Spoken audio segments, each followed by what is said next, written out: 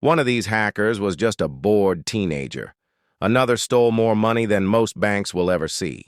Some were hunted for years, some were caught by accident, and some were never really stopped.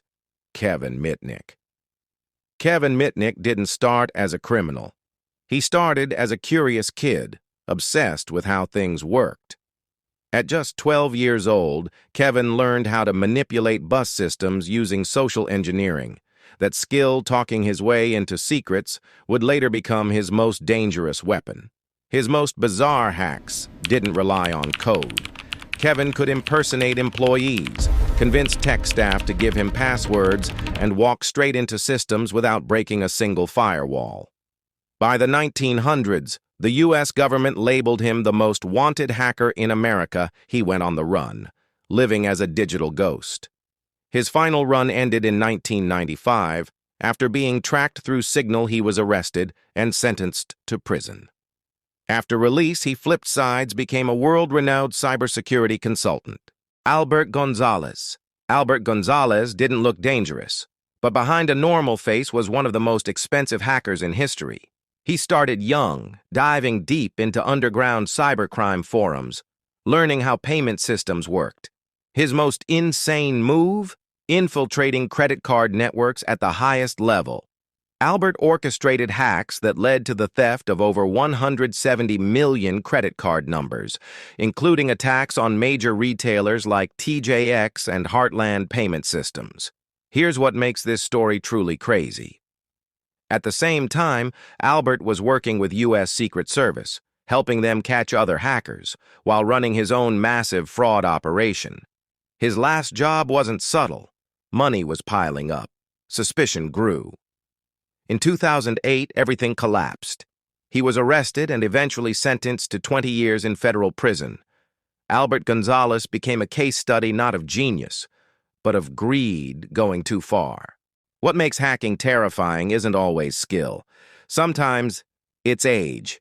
Imagine shutting down the internet before you're old enough to drive. Michael Mafia Boy Calci. Michael Calci was only 15 years old, bored, online, curious. In the early internet days, security was weak, and Michael discovered something powerful.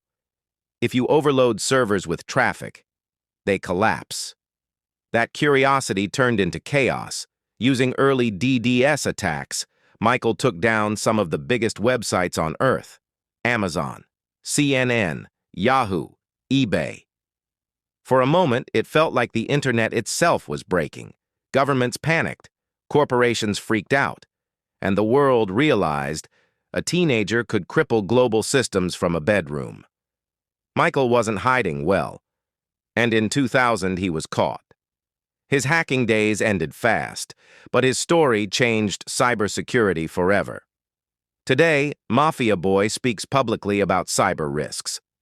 A reminder that big disasters don't always start with big villains. So far, these hackers attacked systems. But the next one didn't attack computers. He controlled them. He built an army, Jensen, James, and Keita. Jensen didn't hack computers one by one. He built an army. Starting as a teenager, Jensen learned to infect computers with malware, silently turning them into soldiers called botnets.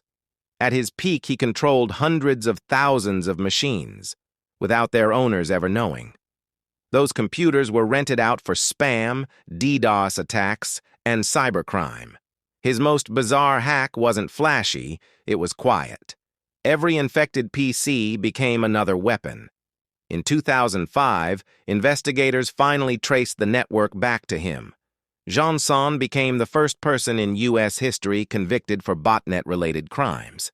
Every story so far had a name, a face, someone you could hunt. But the most powerful hackers in the world don't. Anonymous. No real name, no leader, no face. Anonymous isn't a person, it's an idea. It began on internet forums, but turned into something much bigger. Anonymous launched attacks against governments, corporations, media houses, anyone they believed abused power. Their most terrifying weapon isn't code, it's anonymity. Some members were caught, many were exposed, But Anonymous never truly ended, because you can't arrest an idea.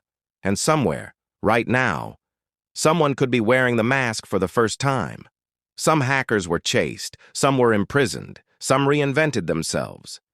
But one thing is certain. The internet remembers everything, and not every hacker has been found. Subscribe.